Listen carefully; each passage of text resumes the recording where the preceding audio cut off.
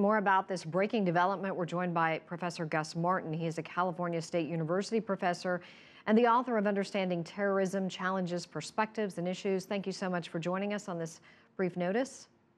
Yes, my pleasure, Susan. Islamic State first demanded $200 million in exchange for Kenji Goto's life and then exchanged to a prisoner swap.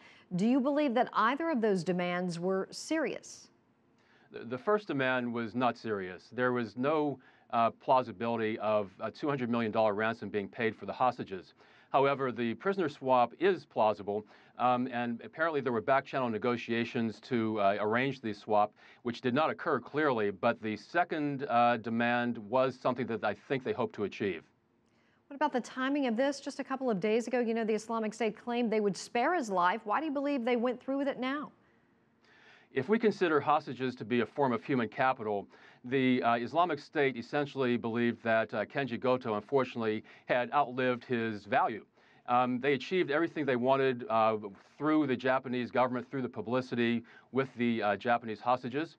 And so once that had played out, they executed him. However, the pilot is still a question mark, and we shall see how that plays out.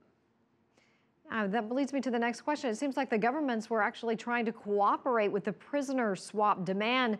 Does this create a whole new dynamic with ISIL and in the future, the prisoners who they may capture?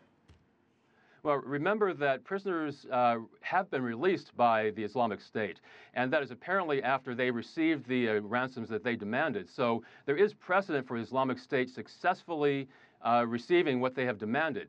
Now, with this particular prisoner, remember, he is from a very prominent family, and his capital is rather high within Jordan. Again, we'll see how this plays out, but he is a high-value hostage. Alrighty, thank you so much, Gus Martin. We appreciate your time from California State University, joining us live from Los Angeles.